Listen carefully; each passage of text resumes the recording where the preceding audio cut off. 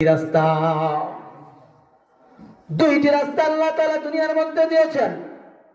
একটি রাস্তা হলো জান্নাতের, আরেকটি রাস্তা হলো জাহান্নামের। ও বান্দা, তুমি কোন রাস্তায় যাইবা? এবার তোমাকে বাতায়া দিলেন দুইটি রাস্তা। কয়টি রাস্তা? দুইটি রাস্তা দেখায় দিলেন।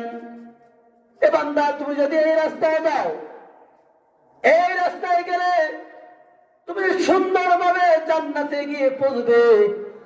আর যদি তুমি এই রাস্তা দিয়ে যাও, বামের রাস্তায় গেলে, তাহলে তুমি জাহান্নামে চলে যাইবা।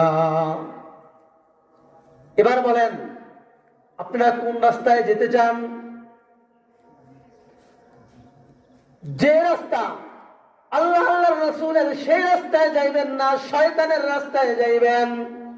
এই যে রাস্তা শয়তানের, সেটা যাবেন না, আল্লাহ আল্লাহর রাসূলের রাস্তায় যাইবেন। আওয়াজ দিয়ে বললেন,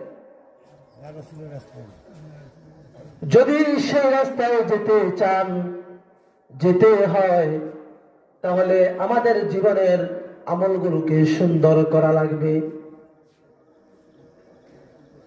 আর যেই রাস্তা দিয়ে জাহান্নামের দিকে যাওয়া যায়, সেই রাস্তা হলো ফেরাউনের কার। আওয়াজ দিয়ে বলেন, কার? এ বামের রাস্তা কার? ফেরাউন, সাদ্দাত, হামান, কারুনের রাস্তা। দুনিয়ার মধ্যে আমার পয়গম্বরকে যখন দুনিয়ার মধ্যে প্রেরণ করেছেন, আল্লাহ তাআলা নবীকে প্রেরণ করে বললেন, ওগো পয়গম্বর, আপনাকে প্রেরণ করেছি আমি আল্লাহ বড় আদর করি। আল্লাহর নবী যখন এ মদিনার মধ্যে যখন দাওয়াত শুরু করলেন, মদিনা থেকে যখন মক্কায় গেলেন, মক্কায় যাওয়ার পর আল্লাহর নবী যখন দাওয়াত প্রচার শুরু করলেন, মুসলমান ভালো করে বুঝবেন,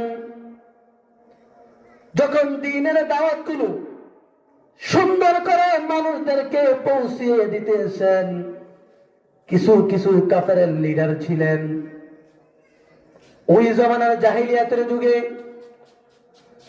যারা বুঝতে পেরেছে যে ইনি একজন পয়গম্বর, আল্লাহর প্রেরিত রাসূল। এই আল্লাহর প্রেরিত রাসূল আমাদেরকে দাওয়াত দেওয়ার জন্য আল্লাহ তাআলা প্রেরণ করেছেন। এটা মনের ভিতরে তারা